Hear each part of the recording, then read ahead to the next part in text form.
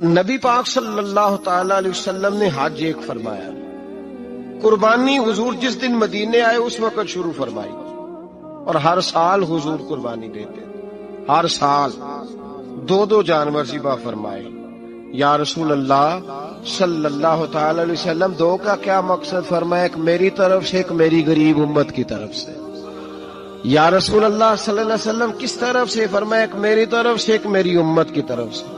کبھی فرمایا ایک میری طرف سے، ایک میرے اہل بیت اور میری امت کی طرف سے۔ دو جانور حضور نے ذبح فرمائے، اور پھر میرے حبیب پاک صلی اللہ تعالی علیہ وسلم کے غلام مولا علی شیر خدا، ابن ماجہ کی روایت ہے، حضرت علی شیر خدا فرماتے ہیں کہ نبی پاک علیہ الصلوۃ والسلام دو جانور ذبح کرتے تھے۔ خود حضرت علی کی جب باری آئی تو انہوں نے بھی دو فرمائے، تو صحابہ نے پوچھا کہ علی دو کیوں، دو کس لیے؟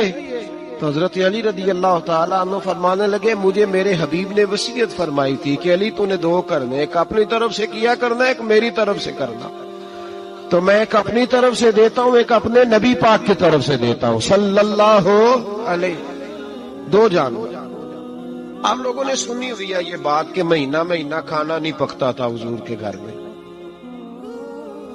حضرت عائشہ فرماتی ہیں 3 چاند اور 3 سورج کٹھے کبھی نہیں دیکھے جب ساتھ روٹی بھی کھائی ہو، یعنی 3 دن مسلسل کبھی کھانا نہیں کھایا۔ قربانیاں کتنی دی بولیے؟ حضرت علی شیر خدا کا مکان کوئی نہیں اپنا، کوئی گھر نہیں بنایا۔ مولا کائنات شیر خدا، میں نے یہ بات پھر دوہرا رہا ہوں، پہلے بھی میں نے عرض کی تھی، پکا کرنے کے لیے دوہرا رہا ہوں، حضرت علی کا کوئی کاروبار نہیں بظاہر۔ بی بی صاحبہ فرماتی ہیں کہ کئی ہفتے صرف سرکہ اور کھجوریں۔ قربانیاں کتنی؟ اسی سارے صاحب لان ٹورے ہیں کہ ساڈے تے لگ دی ہے کہ نہیں، پکا۔ اور پھر جب بات ہوتی ہے دینے کی تو ماحول اور ہوتا ہے، جب لینے کی باری ہوتی ہے تو ماحول اور ہوتا ہے۔ قربانی واجب ہے اس شخص پر جس کے پاس 52.5 تولے چاندی یا 7.5 تولے، لیکن میں 7.5 تولے والا فتویٰ نہیں دیتا، میں 52.5 تولے چاندی والا فتویٰ دیتا ہوں، اس لیے کہ 52.5 تولے چاندی تو شاید تولا یا 1.5 تولا سونے کے برابر ہی ہو جائے، ٹھیک ہے نا جی؟ تو 7.5 تولے سونا 50-60 ہزار روپیہ جس آدمی کے اکاؤنٹ میں موجود ہے وہ قربانی کرے۔ بلکہ امام شافعی رحمۃ اللہ علیہ فرمایا کرتے تھے جس نے 3 کمروں کو تالا لگایا ہوا ہے وہ 3 کمرے فارغ ہیں، اس کے کسی کام کے نہیں، ان کی قیمت کا حساب لگائے۔ چھت پہ سٹور بنا دیا ہے، کوئی مطلب نہیں اس کا، اور جو ویسے رکھی ہوئے ہیں کوئی معنی ہی نہیں کمرے کا، فرماتے تھے حساب لگائے، قربانی کرے۔ رب کریم کی بارگاہ میں دینے کا جب معاملہ آیا تو گول کر گیا کام۔ میرے رسول کائنات سرور عالم صلی اللہ علیہ وسلم کا جب اپنے لیے چیزیں استعمال کرنے کا ماحول ہے تو محبوب پاک علیہ الصلوۃ والسلام نے مہینہ روٹی نہیں پکائی۔ یہاں جو آدمی ہر جمعرات کو 4 کلو بکرے کا گوشت پکاتا ہے اور ہر تیسرے دن مرغی کا گوشت لاتا ہے، وہ قربانی کی باری آتی ہے تو کہتا ہے میرے پہ لگتی نہیں۔ وہ ٹھیک ہے ابا جی لے آئے، ابا جی کی طرف سے قربانی ہے، اس دفعہ ابا جی کی، اگلی دفعہ اماں جی کی، اس سے اگلی دفعہ دادی جی کی۔ او خدا کے بندو، جس آدمی کے پاس پیسے ہیں پہلے اپنی قربانی واجب ہے۔ میری بات کی سمجھ آ رہی ہے عزیزوں کو؟ جو آدمی صاحب استطاعت ہے پہلے کس کی قربانی کرے گا؟ وہ کمائی کرتا ہے، اس کے اپنے اکاؤنٹ میں تنخواہ آتی ہے، ابا جی کے اکاؤنٹ میں نہیں آتی۔ اس نے اپنا بینک بیلنس چوری بھی رکھا ہوا ابا جی سے۔ پہلے اپنی قربانی کرے، اگر اس کو شوق ہے، دل کرتا ہے تو ایک اور خریدے، پھر ابا جی کی طرف سے کرے۔ اگر اللہ نے توفیق دیا تو ایک اور خریدے، اماں جی کی طرف سے کرے۔ اور اگر اس کے دل کو اللہ ٹھنڈک عطا کرے، سکون کرے، تو پھر اپنے رسول کی طرف سے بھی قربانی دے، پھر اپنے محبوب کی جانب سے بھی قربانی کرے۔ نبی پاک صلی اللہ تعالی علیہ وسلم نے ہر سال 2 قربانیاں دی، 10 سال، کل کتنی ہوگی 10 سالوں میں بولیے؟ اور جب حضور حج کرنے گئے نبی پاک نے 63 اونٹ ذبح فرمائے، ایک اونٹ میں کتنی قربانیاں ہوتی ہیں؟ 63 اونٹ حضور نے ذبح فرمائے. اور حدیث بڑی مزیدار ہے. حضرت ابو ہریرہ رضی اللہ تعالیٰ عنہ فرماتے ہیں کہ جب اونٹ ذبح کرنے کی باری آئی تو ہم سوچ رہے تھے، پریشان تھے کہ یہ تو بڑا مشکل ہے ذبح کرنا، بڑا مشکل ہے. اس کو تو نہر کرنا پڑتا ہے، گرانا پڑتا ہے، باندھنا پڑتا ہے. سب سے مشکل کام اونٹ ذبح کرنا ہے. تو نبی پاک صلی اللہ علیہ وسلم کی تو عادت کریمہ ہے، اپنے ہاتھ سے ذبح کرتے ہیں حضور. وہ ہمارا اللہ خیر کرے، اب اللہ ہی حافظ ہے. ذبح کرنا تو دور کی بات ہے. ہمارا جو BA پاس لڑکا ہے نا، اس کو ڈر آتا ہے جانور کے پاس کھڑے ہوتے بھی. کہتے ہیں بچوں کو اندر لے جاؤ، 10 سال کا 12 سال کا، اس کو اندر لے جاؤ، ذبح کرنا روئے گا. اب بس کرو یار، یہ کس قوم سے تمہارا تعلق پڑ گیا ہے؟ ہمارے تو 12 اور 14 سال کے معوذ اور معاذ ابو جہل کی گردن کاٹ کے رکھ دیا کرتے تھے، اور تو بچہ بکرا ذبح کرنے سے ڈرا رہا ہے. اس کو کھڑا کر لا کے. قربانی تو جہاد کی ٹریننگ ہے. وہ کھڑا کر، اس کو کہا بیٹا یہاں کھڑا ہو. اللہ کے رستے میں بکرے کی گردن کاٹنی ہے. اگر کوئی شخص خدا رسول کے دین کی مخالفت کرے، کفر کا جھنڈا اٹھائے، تو اس کی گردن بھی کاٹ لے. یہ ٹریننگ ہے بچوں کے لیے. یہاں عجیب ماحول ہے، ڈر لگ رہا ہے، پیچھے ہٹ جاؤ. اور جس صاحب کی قربانی ہے وہ بھی کوئی 1.5 کلومیٹر کے فاصلے پہ کھڑے ہیں، دور کھڑے ہو کے دیکھ رہے ہیں. نفیس ہی بڑے ہیں جناب، لطیف ہی بڑے ہیں. کپڑوں کو کوئی قطرہ خون کا لگ گیا تو بڑی مصیبت بن جائے گی. اور امیر آدمی، اس کا تو گھر کسائی نے خود فون کیا ہے کہ صاحب سب سے پہلے میں آپ کے گھر آؤں گا. اس کو پتہ ہے کہ منہ مانگی قیمت ملے گی. مہربانی فرمائے، قربانی میرے رسول پاک صلی اللہ علیہ وسلم سے زیادہ نفاست والی طبیعت کسی کی نہیں.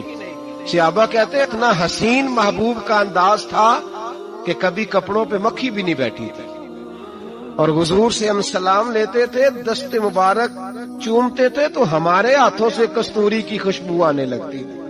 اور فرماتے نبی پاک کا ہاتھ یوں ہوتا تھا کہ برف بھی اتنی ٹھنڈی نہیں جتنا پیارا حضور کا ہاتھ ٹھنڈا ہوتا تھا. پھر بھی حضور دست مبارک میں خنجر پکڑتے، جانور کو لٹاتے اور اپنی طامت کو سمیٹتے، اور اللہ کے حبیب گھٹنا رکھتے اس کی گردن پر، اور بسم اللہ اللہ اکبر کہہ کے ذبح فرماتے. حضور خود دست مبارک سے. تو اتنا زیادہ نازک مزاج ہو گیا ہے کہ اب یہ والی سنت ادا کرنا مشکل ہو گیا تیرے لیے. 63 اونٹ ہیں.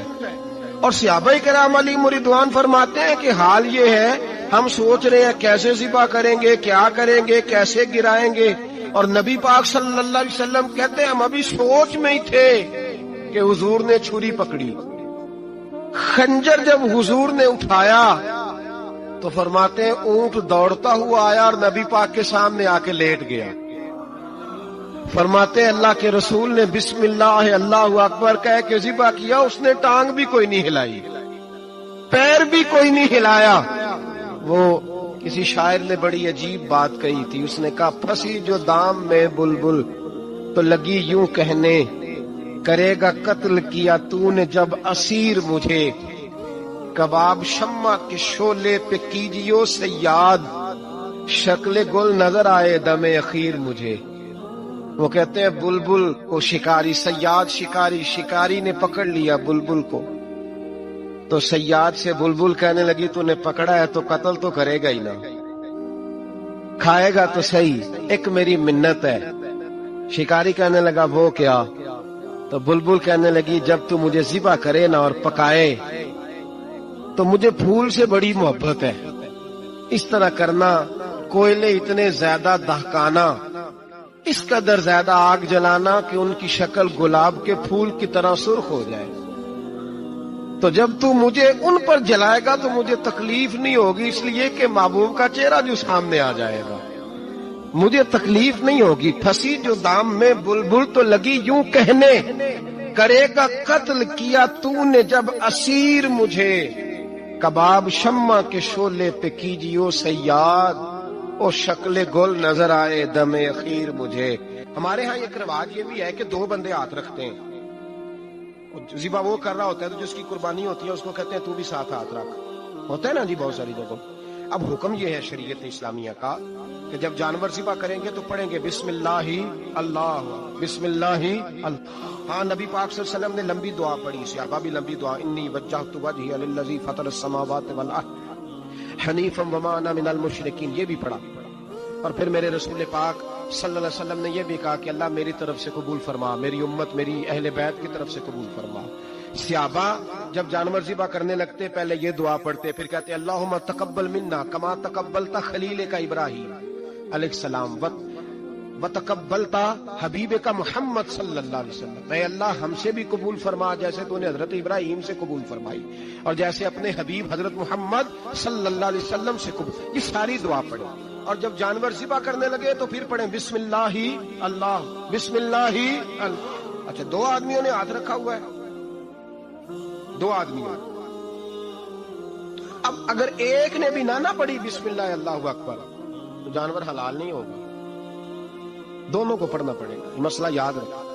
ایک اور بات بھی بتانی ہے آپ کو، وہ بھی آپ نے یاد رکھنی ہے۔ قربانی کے بڑے جانور میں کتنے حصے ہوتے ہیں؟ 7۔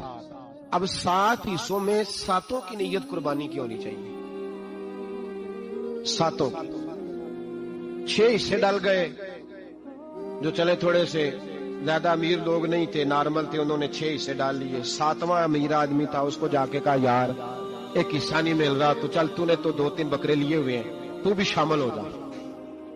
اس نے پہلے تو کہا نہیں یار میں نے اب لے لیے، پھر جب اصرار کیا تو کہا چلو ٹھیک ہے بڑے گوشت کا قیمہ کرا لیں گے۔ تو اس طرح کرو، ڈال لو میرا بھی حصہ۔ اب 6 کی نیت قربانی کی، 7ویں کی گوشت کی، کسی کی بھی قربانی نہیں ہوگی، گئے سارے۔ اب اس کے لیے شرط کیا ہے کہ اس کو بھی آپ، اصل میں ہمیں مسائل نہیں آتے، نہ ہم سیکھتے ہیں نہ پتہ کرتے ہیں، پھر خرابی ہوتی ہے۔ اب اس سے کہیں کہ یار قربانی سے پہلے اپنی نیت کا اعادہ کر، اپنی نیت کا اعادہ کر، بتا کہ تیری نیت کیا ہے، اگر غلط ہے تو صحیح کر لے، تاکہ سب کی قربانی تو بتا۔ یہ جو تو رکھ رہا ہے قربانی، تو کس کی قربانی کر رہا ہے؟ دادا جی کے نام کی، ابا جی کے نام کی، اپنے پیر کے نام کی، استاد کے نام کی، یا رسول پاک صلی اللہ علیہ وسلم کے نام، نبی پاک کے نام؟ اس سے پوچھے، اور جو وہ نیت بتائے اس نیت کی دعا ہوگی، اس کی طرف سے کہا جائے گا اے اللہ اس کی طرف سے اسے قبول۔ میری بات کی سمجھ آ رہی ہے میرے عزیزوں کو؟ اور اس ارادے کے ساتھ قربانی، اگر ایک کی بھی نیت خراب ہو گئی تو مسئلہ بگڑ گیا۔ اس لیے ان مسائل کو، اور نبی پاک کے نام کی جو قربانی ہوگی، سبحان اللہ، میں کرامات کا زیادہ قائل نہیں، ہم کرامات کے نہیں کیفیات کے قائل ہیں، کیفیات کی۔ اور دین ویسے بھی لفظوں کا نام نہیں، کیفیت کا نام ہے۔ میرے حصہ فرمایا کرتے تھے ہم کرامت سے زیادہ کیفیت کے قائل ہیں۔ اگر مرید ساری زندگی کرامتیں سناتا رہے اور کبھی اسے مدینے جانے کا شوق ہی پیدا نہ ہو، کبھی نبی پاک کے نام پہ آنسو نہ آئے، تو پھر کرامت کا فائدہ نہیں، کیفیت تو ملی نہیں اسے، ہم کیفیت۔ اسی طرح ہم نظرانے کے نہیں نظر آنے کے قائل ہیں۔ تو بھائی یہ یاد رکھ لیں، کیفیت کا نام دین ہے۔ نبی کریم علیہ الصلوۃ والسلام بائی دبے ایک قضائے حاجت کے لیے ایک باغ میں تشریف لے، حضور باغ کے اندر داخل ہوئے ہی تھے، اونٹ بندھا ہوا تھا، تو حضرت ابو درداء رضی اللہ تعالیٰ عنہ کہتے ہیں وہ اونٹ نے حضور کی طرف دیکھا تو اس نے رونا شروع کر دیا۔ اصل میں دکھ پوچھنے والا کو ملے تو پھر ہی رونے کا مزہ آتا ہے، ہر جگہ تو دکھ سنایا بھی نہیں جا سکتا۔ ایسا ملے نا جو دکھ پوچھنے والا ہو، تسلی تشفی دینے والا ہو، جس کے کندھے پہ سر رکھ کے بندہ دیر تک روئے۔ اونٹ رونے لگا تو حضرت ابو درداء رضی اللہ تعالیٰ عنہ فرماتے ہیں نبی کریم علیہ السلام اس کی طرف بڑھے، حضور نے اس کی پشت پر ہاتھ رکھا تو وہ اور زیادہ رونے لگا۔ پھر میرے محبوب نے اپنے کان مبارک اس کے منہ کے قریب کیے تو اس نے کوئی بات کی، محبوب نے فرمایا بلاؤ نا اس کے مالک کو کہاں ہے۔ وہ جب آیا تو حضور صلی اللہ علیہ وسلم نے فرمایا کہ تم اسے اس کی ضرورت سے زیادہ اس پر وزن رکھتے ہو، اسے اذیت دیتے ہو، تکلیف پہنچاتے ہو۔ پھر حضور علیہ السلام نے فرمایا اسے کھانا اور پانی وقت پر نہیں دیتے، دھوپ چھاؤں کا خیال نہیں رکھتے۔ اور آخری لفظ ہے حدیث کے، محبوب فرمانے لگے تم اس کے بارے میں اپنے رب سے نہیں ڈرتے، اس کے حقوق کے تحفظ کے لحاظ سے تم اللہ کا خوف نہیں رکھتے، وہ تم سے پوچھے گا اس کے بارے میں۔ یہ حدیث حضرت ابو درداء رضی اللہ تعالیٰ عنہ نے سنی ہوئی تھی نا، جب آپ کا اپنا وقت وصال آیا نا تو حضرت ابو درداء نے بھی اونٹ رکھا ہوا تھا۔ جناب ابو درداء رضی اللہ تعالیٰ عنہ نے گھر والوں سے بھی معافیاں مانگی، رشتہ داروں سے بھی، دوستوں سے بھی، تو پھر اونٹ کے سامنے بھی جا کے کھڑے ہو کہنے لگے اونٹ دیکھنا اللہ کی بارگاہ میں میری شکایت نہ کر دینا، اس کے حضور کہہ نہ دینا کہ یا اللہ اس نے میرے حق نہیں ادا کیے، फरमाया मैंने कोशिश की है तेरे हुकूक अदा करने की, और अगर कहीं कमजोरी रह गई तो मुझसे दरगुजर कर लो। नहीं, ये अंदाज था उन लोगों, जिन बातों का हमें पता चल चुका है उस पर अमल की भी तो कोशिश होनी चाहिए। तो मेरे अजीजों, जानवरों के हुकूक मेरे नबी करीम अलैहिस्सलाम ने बयान फरमाए। सबसे पहली बात हुजूर ने ये बयान किया कि जानवर को गाली ना दो। एक शख्स ने एक मुर्ग को गाली दी थी तो नबी पाक अलैहिस्सलाम ने फरमाया इसे गाली ना दे, ये तो तुझे आजान के लिए बेदार करता है। होता है ना कुछ नवाबजादों और शहजादों की नींद खराब करता है मुर्गा भी, तो खैर मुर्गियों ने अजान नहीं पढ़नी छोड़ दी। तकलीफ की बात है, खुशी की बात नहीं, दर्द की बात, ये अजियत की बात नहीं। वो वतन भी को वतन है जिसमें अजान की आवाज ही ना है, वो देश भी को देश है। हम जाके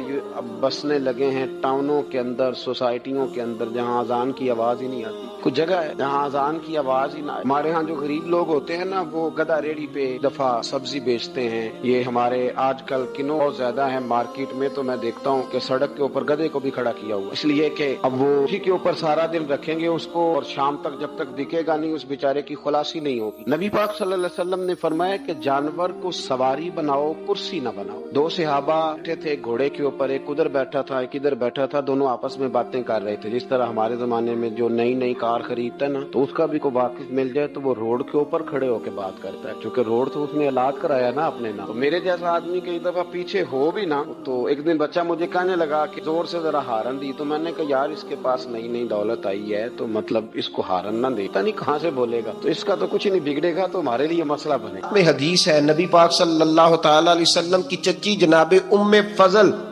सुबह सुबह घबराई हुजूर की बारगाह में आई। अर्ज की या रसूल अल्लाह सल्लल्लाहु अलैहि वसल्लम, आज मैंने अजीब ख्वाब देखा है, मैं डर गई हूँ। हुजूर ने फरमाया चच्ची क्या देखा? अर्ज की हुजूर मैंने देखा है कि आपके वजूद का गोश्त का एक टुकड़ा कट के मेरी झोली में आ गया है। हुजूर ये क्या है? तो महबूब ख्वाब सुन के मुस्कुराए, फरमाया चची ये परेशानी वाला ख्वाब नहीं, ये तो खुशी वाला ख्वाब है। अल्लाह फातिमा को बेटा अता करेगा और वो तेरी गोद में खेला करेगा। चूंकि वो मेरे वजूद का टुकड़ा होगा लिहाजा ख्वाब तुझे ये आई है। तो इमाम हुसैन पैदा हुए, इमाम हसन की उम्र अभी 11 महीने थी, तो नबी पाक ने इमाम हुसैन को जनाबे उम्मे फजल अपनी चची की गोद में दे दिया कि फातिमा के लिए दोनों बच्चे संभालना मुश्किल होगा। वो ख्वाब इस तरह पूरी हुई। इमाम हुसैन से हुजूर ने बड़ा प्यार किया, बड़ी मोहब्बत फरमाई नबी पाक से। कुछ हदीसें मैंने जुमे में अर्ज की थी। हजरत अबू हुरैरा रदी अल्लाह तआला अन्हु कहते हैं ये वाहिद बच्चा था हुजूर के घराने का कि मैंने देखा कि नबी पाक सल्लल्लाहु अलैहि वसल्लम बैठे थे तो ये हुजूर से कह रहे हैं, नबी पाक से, कि नाना जी उठ के खड़े हो। कहते हैं हुजूर खड़े हो गए, तो कहने लगे मैंने आपके बराबर जाना है। बच्चे जो मर्जी जिद कर लेते हैं ना। कद छोटा था, उम्र 7.5 साल थी, कहने लगे नाना मैंने बराबर जाना है। तो नबी पाक सल्लल्लाहु अलैहि वसल्लम ने हाथ पकड़ लिए, फरमाया चल फिर हो जा बराबर। तो हजरत अबू हुरैरा कहते हैं उन्होंने हुजूर ने हाथ पकड़े, ऊपर खींचा, तो इमाम हुसैन ने पहले अपने पैर हुजूर के घुटनों पे रखे, फिर नबी पाक के सीने पे रखे, और जब उनका कद सर थोड़ा सा हुजूर से ऊंचा हो गया तो महबूब फरमाने लगे चल बस कर, तूने तो कहा था आपके बराबर होना, तू तो ऊपर निकल गया है, चल बस कर। फरमाते फिर इमाम हुसैन ने जुबान बाहर निकाली तो महबूब उनकी जुबान चूसने लगे, फिर साथ लिटा लिया और उन्हें सूंघने लगे। तो मैंने अर्ज की हुजूर आप हुसैन को सूंघते क्यों हैं? तो फरमाया अबू हुरैरा मुझे हुसैन के वजूद से जन्नत की खुशबू आती है, मुझे हुसैन के वजूद से जन्नत की। एक दिन हुजूर गुजर रहे थे, असल इस तरह था कि ये नबी पाक का हुजरा था। जिन लोगों को अल्लाह ने मदीने की जियारत कराई है वो जान सकते हैं, नबी पाक का हुजरा था। तो हुजूर के हुजरे की इस जानिब यानी मस्जिद की जो बिल्कुल सीध है उसकी बैक में सैयदा फातिमा रहती। तो हुजूर अक्सर ना नमाज के लिए जब निकलते तो हजरत फातिमा के हुजरे के पास से होकर दोबारा मेहराब में जाते। महबूब हुजरे के पास से गुजरे तो इमाम हुसैन रो रहे थे, तो हजरत फातिमा ने किसी बात में झिड़क दिया तो इमाम हुसैन रोने लगे। तो नबी पाक नमाज के लिए गए तो वापस लौट आए और वापस तशरीफ लाके कहा फातिमा हुसैन को क्या हुआ? अर्ज की या रसूल अल्लाह तंग कर रहे थे, मैंने डांट दिया है। क्या खूबसूरत जुमले हैं हदीस पाक में। सरकार ने फरमाया फातिमा इसको हुसैन को ना रोने न दिया कर, ये जब रोता है ना तो मेरे दिल को तकलीफ होती है। तो बीबी साहबा कहती हैं ये हुक्म आया नबी पाक का मेरे ना, फिर मैंने डांटना छोड़ दिया। ये उनके फजाइल थे कम, उनकी तरबियत खुद नबी पाक ने फरमाई। دوسرا یہ کہ جہاد کی تربیت حضور خود کراتے تھے. حضرت فاطمہ زہرا کہتی میں پردے کے پیچھے دیکھ رہی تھی، نبی پاک نے امام حسن اور حسین سے فرمایا چلو میرے سامنے کشتی لڑو. تو دونوں حضرات آپس میں جب کشتی لڑنے لگے تو نبی پاک نا امام حسن کو کہتے ہیں حسن حسین کو ٹانگوں سے پکڑو، حسن حسین کو پیچھے سے پکڑو. جب نبی پاک بار بار امام حسن کو بتا رہے تھے تو سیدہ پیچھے سے بول پڑی، کہنے لگی یا رسول اللہ آپ چھوٹے کو بتائے، آپ بڑے کو بتا رہے. بڑا تو پہلے 11 مہینے بڑا ہے، تو آپ چھوٹے کو بتائے بڑے کو بتا رہے. تو فرمایا فاطمہ تو چپ کرنا، جو میں دیکھ رہا ہوں تو نہیں نہ دیکھ رہی، ایک کو میں بتا رہا ہوں دوسرے کو جبریل امین بتا رہے ہیں. کریم علیہ السلام نے فرمایا، جامع ترمذی میں موجود ہے، فرمایا میں جا رہا ہوں پر تمہیں 2 بڑی بھاری بڑی وزنی چیزیں دے کے جا رہا ہوں. صحیح ستہ کی روایت، 2 وزنی چیزیں تمہارے بیچ چھوڑ کے جا رہا ہوں، اگر ان کو تھام کے رہو گے تو کبھی گمراہی تمہارے پاس نہیں آئے گی. یا رسول اللہ وہ کون کون سی؟ فرمایا ایک اللہ کی کتاب دے کے جا رہا ہوں اور دوسرا اپنا خاندان دے کے جا رہا ہوں. اگر اہل بیت نبوت کو تھامے رہو گے، ہمارے بزرگوں نے لکھا ہے کہ یہ جو حضور نے کتاب اللہ اور پھر اپنی اہل بیت کا تذکرہ فرمایا تو اس کا مطلب یہ ہے کہ تھیوری دیکھنی ہوئی تو قرآن دیکھنا، اور پریکٹیکل دیکھنا ہوا تو علی اور فاطمہ کو دیکھنا، حسن اور حسین کو دیکھنا، ان کو دیکھنا. نبی کریم علیہ الصلوۃ والسلام کے اہل بیت منارہ نور ہیں. ان کی محبت، ان کا پیار کیوں بھلا؟ اس لیے کہ یہ وہ خوبصورت لوگ ہیں جن کو خود میرے نبی پاک نے تراشا ہے. ان کی سیرت میں جتنے رنگ ہیں وہ رسول کریم نے خود بھرے ہیں. ان کی ایک ایک بات کا خیال نبی پاک نے رکھا ہے. حضور نے از خود انہیں اپنی صحبت عطا کی ہے. زیادہ دور نہیں تھا سیدہ فاطمہ کا گھر، مسجد نبوی کے ساتھ تھا. اللہ کے رسول دن میں 2 دفعہ جایا کرتے تھے. پھر بھی کبھی کبھی فرماتے فاطمہ میرا دل کرتا ہے آج میں رات تیرے گھر میں قیام کروں. تو سیدہ فاطمہ زہرا فرماتی ہیں کہ آمنہ کے لال اس طرح بھی میرے گھر میں قیام کرتے تھے کہ حضور چارپائی پہ لیٹتے تھے تو ایک کندھے پہ امام حسن کا سر ہوتا تھا اور دوسرے پہ امام حسین کا سر اقدس ہوتا تھا. اور فرماتی ہیں رات کو کبھی حسنین کریمین دودھ مانگتے تو میں اٹھتی دودھ دینے کے لیے تو حضور فرماتے لیٹ جاؤ آج میرے ساتھ سوئے ہیں تو دودھ بھی میں ہی پلاؤں گا. تو محبوب اٹھتے ان کے لیے دودھ لاتے برتن سے نکال کے. حضور نے انہیں وقت دیا اور پھر ان کی چھوٹی چھوٹی چیزوں کا خیال رکھا. صحیح بخاری میں موجود ہے. تربیت پر توجہ دی. امام حسین تشریف لائے، ابھی عمر مبارک 7 سال کے قریب تھی. مسجد نبوی میں صدقے کی کھجوروں کا ڈھیر لگا ہوا تھا. چھوٹا بچہ جو ہوتا ہے نابالغ، اس پر شریعت کے احکامات نہیں آتے. صدقے کی کھجوروں کا ڈھیر تھا مسجد نبوی میں. یہ تربیت ہے، یہ ٹریننگ ہے جو اللہ کے محبوب نے خود انہیں عطا فرمائی. صدقے کی کھجوروں کا ڈھیر تھا. امام حسین حضور کے ساتھ آئے تو امام علی مقام نے ایک کھجور اٹھا کے منہ میں رکھ لی.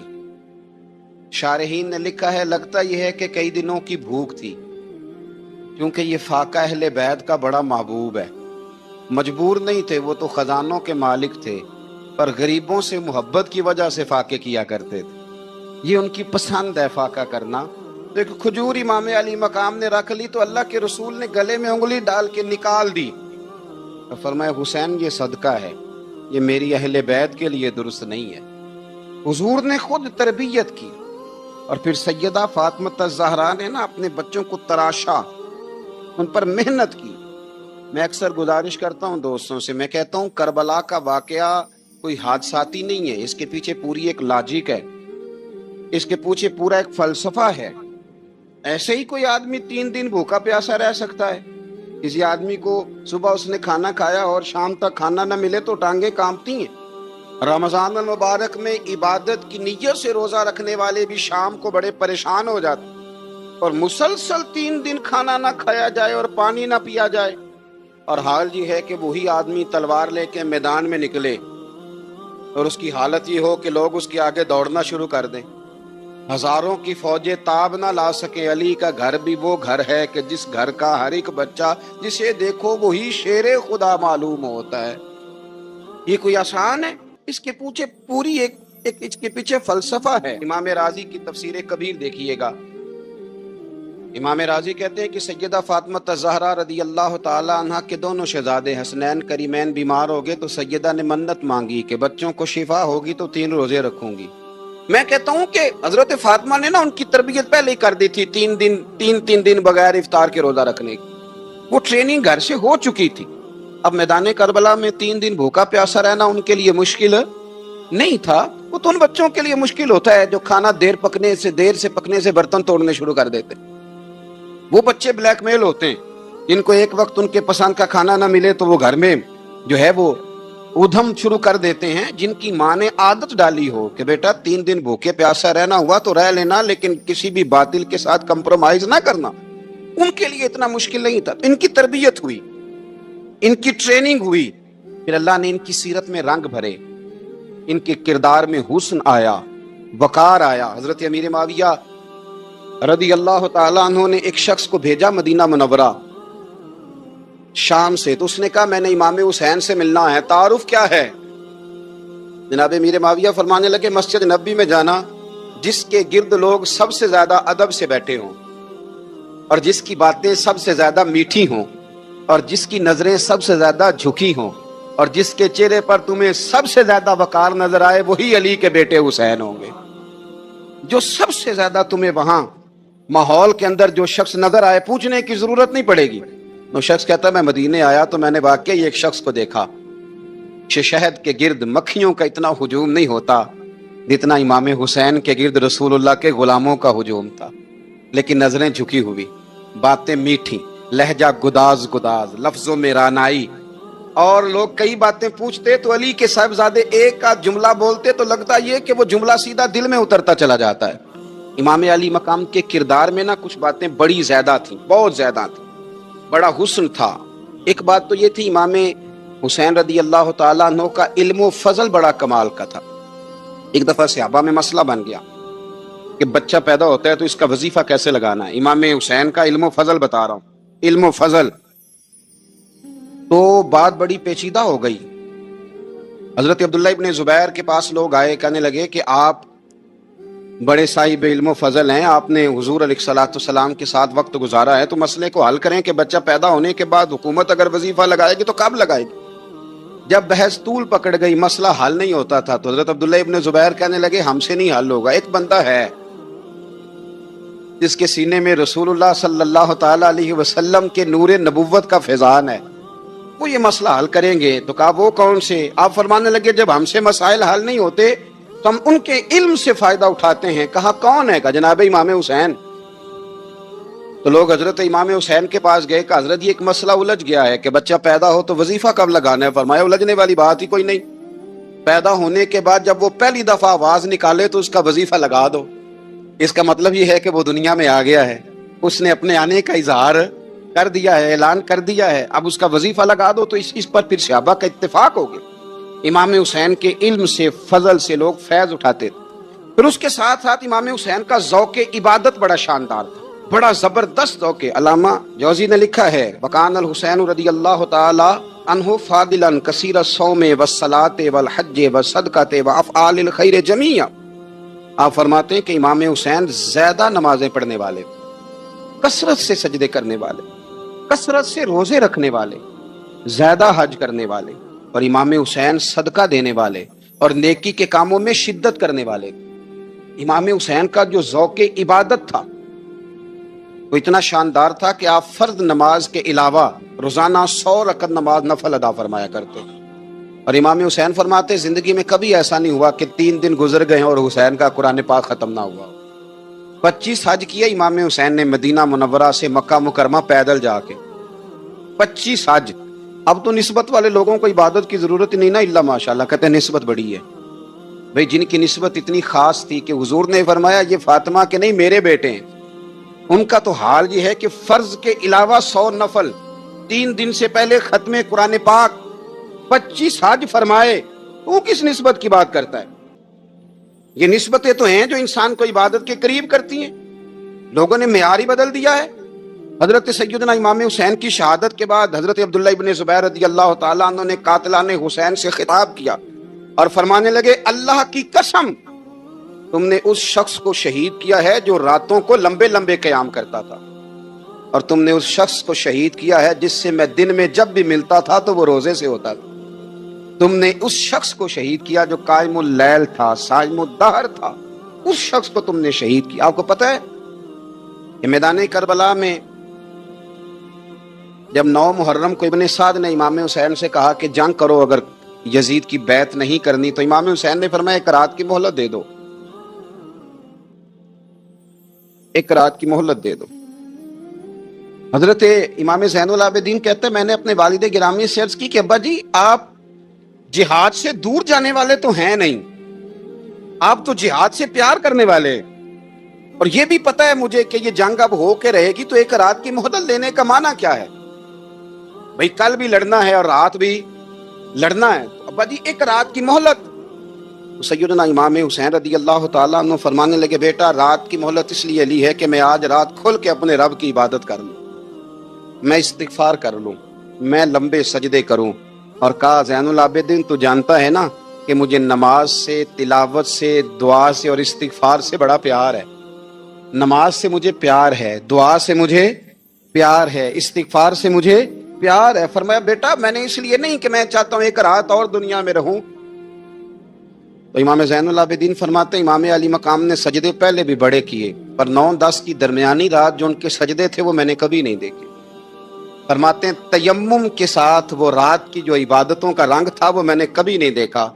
امام علی مقام کا عبادت کا ذوق تھا، شوق تھا، لذت تھی. آپ یقین کریں ایسے ایسے عجیب بہانے ہم لوگوں کہتے ہیں میرا نماز میں دل نہیں لگتا، تو میں کہتا ہوں تیرا گپ شپ میں کس طرح لگتا ہے،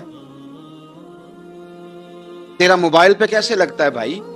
یہ تو بھائی ذوق کی بات ہے. امام حسین کہتے ہیں مجھے قرآن پاک سے پیار ہے، مجھے تلاوت سے پیار ہے، مجھے دعا سے پیار ہے، مجھے استغفار سے پیار. بھائی جس کو جس چیز سے پیار ہوگا دل لگ جائے گا. ہم نے کبھی پیار کیا ہی نہیں اس سے، جن چیزوں سے پیار ہے وہاں دل لگ جاتا ہے. یہ ایک بہانہ ہے، ورنہ کثرت سے عبادت کرنا، ذوق پیدا کرنا، یہ تو اہل اللہ کا طریقہ ہے. والذین یبیتون لربہم سجدا وقیاما، رب کے بندوں کی علامت یہ ہے کہ وہ راتیں سجدے اور قیام میں گزار دیتے ہیں. تو امام حسین کی سیرت کا کمال ہے کہ ذوق عبادت رکھتے تھے. دوسری بات جو امام علی مقام کی سیرت میں بڑی شاندار ہے وہ یہ ہے کہ سخی بڑے تھے. ہو گئی روزے بھی رکھ لیے، اور جب مولا علی شیر خدا روزہ رکھنے کے لیے بیدار ہوئے، سیدہ فاطمہ الزہرا بیدار ہوئی، تو امام حسن اور حسین بھی اٹھ گئے. 7-8 سال کی عمر، اماں جی ہم نے بھی رکھنا ہے. صبح کھجور اور دودھ سے روزہ رکھ لیا گیا. این افطاری کے وقت مولا علی کہتے ہیں فاقے چل رہے تھے، کہیں سے میں جون لایا تھوڑے سے. سیدہ فاطمہ الزہرا نے پیس کر روٹیاں پکائیں. وہ وقت جو بڑا مشکل ہوتا ہے افطار کا، کہتے ہیں اس وقت جب کھانے کے لیے بالکل ہاتھ آگے بڑھنے لگے اور امید تھی کہ ابھی سیدنا بلال اللہ اکبر کہیں گے تو روزہ کھلے گا، لیکن ابھی چند ہی منٹ رہتے تھے کہ دروازے پر ایک فقیر نے صدا دی. کہنے لگا سارے مدینے کے دروازے کھٹکھٹا آیا ہوں، قحط ہے، فاقہ ہے، اے رسول اللہ کے خاندان والو میں یتیم ہوں. کسی نے بتایا ہے کہ اور کوئی دروازہ کھلے نہ کھلے سیدہ کا دروازہ تیرے لیے ضرور کھلے گا. کیا یتیم کو روٹی ملے گی؟ تو حضرت مولا علی نے بچوں کی طرف دیکھا ہی تھا کہ امام حسن ساری روٹیاں جا کے دروازے پہ دے آئے. کھجور اور پانی سے افطار ہو گیا. صبح پھر کھجور اور دودھ سے روزہ رکھا. امام راضی کہتے ہیں این وہ وقت جب افطار کا ٹائم آیا تو پھر دروازے پہ کسی نے صدا دی. کہا اے رسول اللہ کے خاندان والوں میں مسکین ہوں، رات سے روٹی کھائی ہے، نہ صبح کھا سکا نہ دوپہر. کسی نے بتایا ہے کہ اس دروازے سے خالی کوئی نہیں جاتا. امام حسن نے پھر سارا لنگر اٹھایا اور پھر جا کے دے دیا. تیسرا دن پھر ہوا. مجھے لگتا ہے کہ جب افطار کا ٹائم آیا ہوگا نا تو یہ خود ہی سارے دروازے پہ دیکھتے ہوں گے، یہ کوئی آیا نہیں لینے والا ابھی تک. لگتا ہے کہ نظریں دروازے پہ تھیں. این افطار کے وقت 3 روٹیاں جب جوں کی پک کے آئی، ایک بھکاری نے صدا دی. کہنے لگا میں قیدی ہوں، آج ہی قید سے رہائی ملی ہے. پہلے دن کسی کے دروازے پہ صدا ملی ہے، دی ہے روٹی ملے گی. امام حسن وہ کھانا دے کے واپس لوٹے، کھجور اور پانی سے افطار ہوا، اور جیسے ہی مسجد نبوی میں تینوں باپ بیٹا نماز پڑھنے گئے تو مولا علی کہتے مجھے بتانا نہیں پڑا، رسول کریم نے میری طرف دیکھ کے فرمایا علی تیرا، فاطمہ کا، حسن اور حسین کا تینوں دن والا عمل خدا کو بھی بڑا پسند آیا ہے اور محمد مصطفیٰ کو بھی بڑا پسند آیا، بڑا پسندیدہ عمل۔ کائنات کے مالک و مختار کے نواسے اور دنیا کے سب سے بڑے شہزادے گھوڑے سے اترے اور غریبوں کے ساتھ سڑک پہ بیٹھ گئے، روٹی کھانے لگے اور دیر تک کھاتے رہے، اور جب فارغ ہو گئے تو فرمانے لگے کھانے کی ضرورت بھی نہیں تھی، حاجت بھی نہیں تھی، پر تم نے آواز دی تو دل رکھنے کو بیٹھ گیا تھا، اگر اجازت دے تو چلا جاؤں۔ یہ مزاج تھا، یہ طبیعت تھی۔ آپ کے ایک بھائی ہیں چھوٹے، حضرت محمد بن حنفیہ نام ہے، حضرت مولا علی شیر خدا رضی اللہ تعالیٰ عنہ کی دوسری بیوی سے۔ ایک دن حضرت امام حسین ان کے گھر میں بیٹھے تھے تو کسی بات میں نا اختلاف رائے ہو گیا، تو امام علی مقام ناراض ہو گئے، فرمایا آج کے بعد تیرے گھر نہیں آؤں گا، رومال اٹھایا چلے گئے۔ لوگوں نے حضرت محمد بن حنفیہ رضی اللہ تعالیٰ عنہ سے کہا حسین تو ناراض ہو گئے، کبھی نہیں آئیں گے۔ آپ فرمانے لگے بھائی تمہارا ہے کہ میرا؟ جی بھائی تو آپ کے ہیں۔ فرمایا اگر کہو تو چند منٹوں میں حسین واپس آئے۔ جناب ناراضگی ہو گئی ہے۔ فرمایا ناراضگی ہوئی ہے پر میں اس کے دل کی نرمی کو تو جانتا ہوں، اس کے مزاج کے اندر جو محبت ہے اس سے تو ابھی آئے۔ کہ جناب وہ کیسے؟ فرمانے لگے دیکھنا ذرا۔ امام حسین نے خط لکھا، حضرت محمد بن حنفیہ نے رکا لکھا، کہنے لگے حسین میرے باپ کا نام بھی علی ہے اور آپ کے باپ کا نام بھی علی ہے، پر ایک فضیلت ایسی ہے جس میں میں آپ کا مقابلہ نہیں کر سکتا، وہ یہ ہے کہ آپ سیدہ فاطمہ الزہرا کے لال ہیں، آپ محمد مصطفیٰ علیہ السلام کے نواسے ہیں۔ کہنے لگے بھائی جان آپ نے نانا جان کی وہ حدیث تو سنی ہوگی کہ دو لوگ ناراض ہو جائیں تو جو صلح پہلے کرے جنت میں پہلے جائے گا۔ فرمانے لگے دل میرا کر رہا تھا کہ پہلے صلح کر لوں، لیکن پھر بڑے بھائی کو پشت کروں گا جنت میں جاتے ہوئے، یہ بھی تو بے ادبی ہے نا۔ اب خط میں نے لکھ دیا ہے، آپ کا جو ارادہ ہو۔ امام حسین نے خط پڑھا تو آنکھوں میں آنسو آ گئے، پھر سے رومال اٹھایا۔ بچے پوچھنے لگے کہاں جا رہے ہیں؟ کہا بھائی کے گھر جا رہا ہوں۔ کہا آپ تو ناراض تھے؟ فرمایا تھا ناراض پر ہے تو میرا بھائی نا، ہو گئی بات ختم۔ بڑی دل میں نرمی، طبیعت میں سوز، لہجے میں گداز، لیکن اس کے ساتھ ساتھ امام حسین رضی اللہ تعالیٰ عنہ کا جذبہ جہاد، امام حسین کی استقامت۔ آج لوگ ادھر ہوتے ہیں جس طرف ہوا کا رخ ہوتا ہے، آج لوگوں کی سوچوں کا زاویہ یہ ہے کہ جدھر رش زیادہ ہوگا ہم بھی ادھر جائیں گے۔ ہم یہ نہیں دیکھتے حق کس طرف ہے، ہم یہ دیکھتے ہیں رش کس طرف ہے۔ امام حسین رضی اللہ تعالیٰ عنہ نے رش نہیں دیکھا، حق دیکھا۔ امام حسین رضی اللہ تعالیٰ عنہ استقامت کے وہ پہاڑ ہیں، معمولی آدمی نہیں تھے۔ برزخ شاعر کہتا ہے کہ میں نے امام حسین سے کہا تھا، میں نے کہا لوگوں کی تلواریں یزید کے ساتھ ہیں پر دل آپ کے ساتھ ہے۔ ایک قول سنانا ہے آپ کو امام حسین کا، اور خواہش میری یہ ہے کہ میرے حاضرین اور ناظرین اس قول کو رٹا لگا کے یاد کریں، اس قول کو انشاءاللہ۔ یہ قول جو امام حسین کا ہے نا جی، یہ جس دن مجھے ملا تھا نا تو میں نے بھی رٹا لگا کے یاد کیا تھا، اور میرے پاس جتنی ڈائریاں ہیں شاید میں نے سب میں لکھا ہے۔ امام علی مقام رضی اللہ تعالیٰ عنہ فرماتے تھے اللہ کی رضا کے لیے کسی شخص کی ایک حاجت پوری کر دینا ایک مہینہ مسجد میں اعتکاف کرنے سے زیادہ درجہ رکھتا ہے۔ ایک بندے کی ایک حاجت پوری کر دینا ایک مہینہ پورا مسجد میں اعتکاف کرنے سے زیادہ درجہ رکھتا ہے۔ خدا کے بندے تو ہیں ہزاروں اور بنوں میں پھرتے ہیں مارے مارے، میں اس کا بندہ بنوں گا جس کو خدا کے بندوں سے پیار ہوگا۔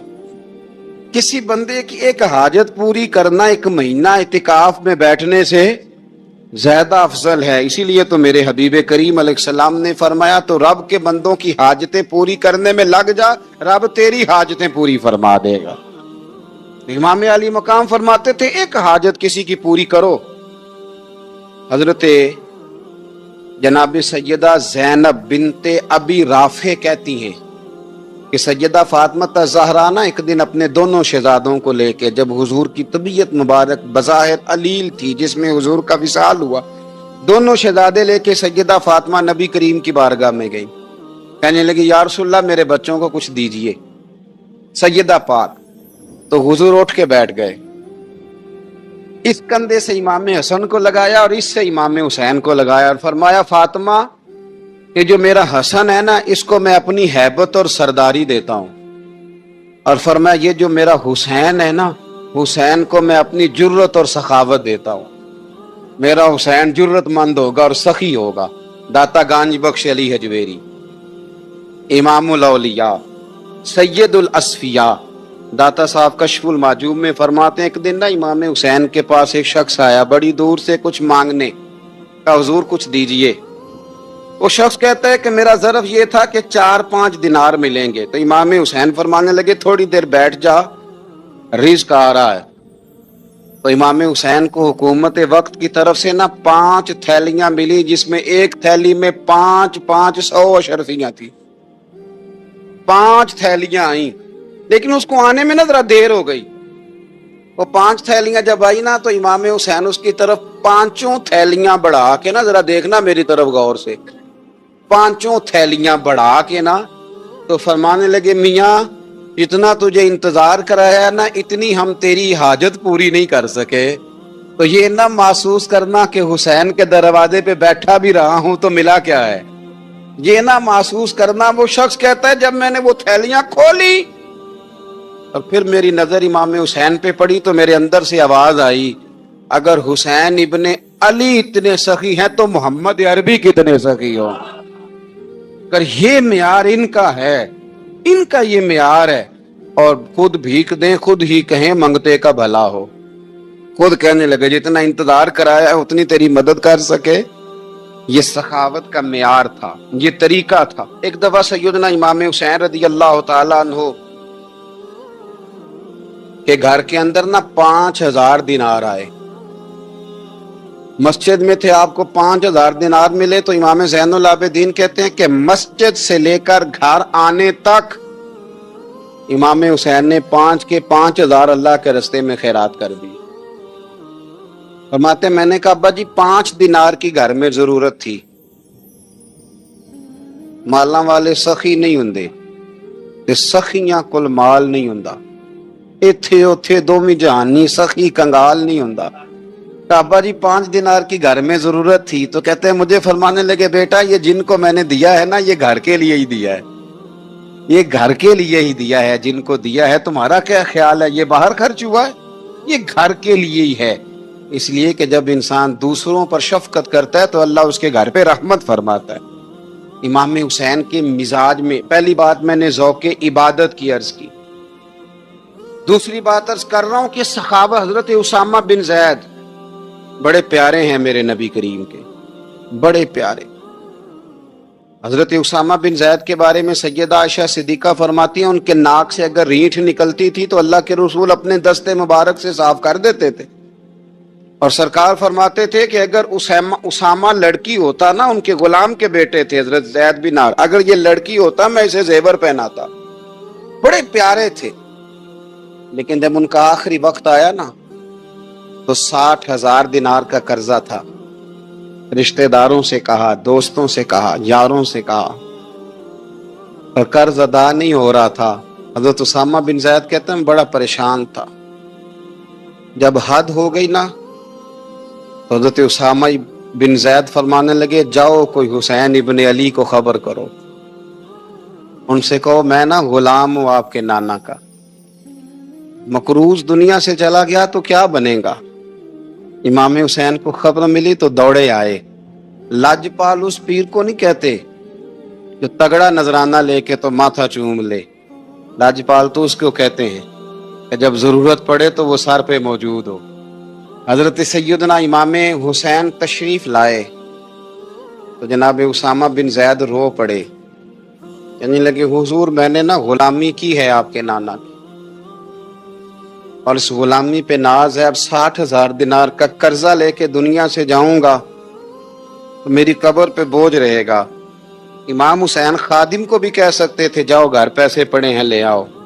इमाम हुसैन खुद गए, चादर ओढ़ के तो उसकी ओट में बुक्कल में 60,000 दिनार छुपा के लाए और जनाब उसामा बिन जैद के सामने रख के कहने लगे उसामा یار پیسے رات کو ہی آئے تھے، میں سوچ رہا تھا مجھے تو ضرورت نہیں، اللہ نے کس کا نصیب میرے گھر میں بھیج دیا، مجھے تو حاجت ہی نہیں تھی، اب پتہ چلا پیسے تیرے تھے۔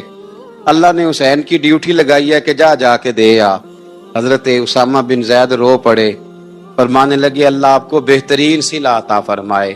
یہ معیار تھا۔ اور پھر تیسری بات یہ کہ دل کے بڑے صاف تھے، دل بدستاور کے حج اکبر است، از ہزاراں کعبہ یک دل بہتر است۔ شیخ سعدی کہتے ہیں کہ درویش کہتے ہیں کہ کسی کا دل رکھ لینا نا، دل راضی کر دینا، کعبے کا 1000 بار حج کرنے سے بہتر ہے۔ دل بدستاور کے حج اکبر است، کسی کا دل راضی کرنا حج اکبر ہے۔ امام بڑا ہی پیار کرتے تھے، گھوڑے پہ جا رہے تھے، کچھ فقیر غریب لوگ بیٹھ کے روٹی کھا رہے تھے، کہاں رہے تھے؟ سڑک کے کنارے۔ تو امام زین العابدین فرماتے ہیں کہ جب امام حسین گزرے تو انہوں نے آواز دی، حضور دل کرتا ہے ہمارے ساتھ بیٹھ کے روٹی کھائیں۔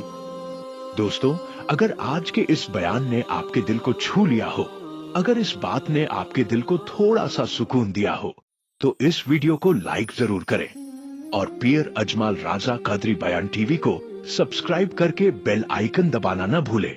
اس چینل پر آپ کو ملتا رہے گا دل کو سکون دینے والا بیان، زندگی کو صحیح راہ دکھانے والی نصیحتیں اور اللہ سے جوڑنے والی باتیں۔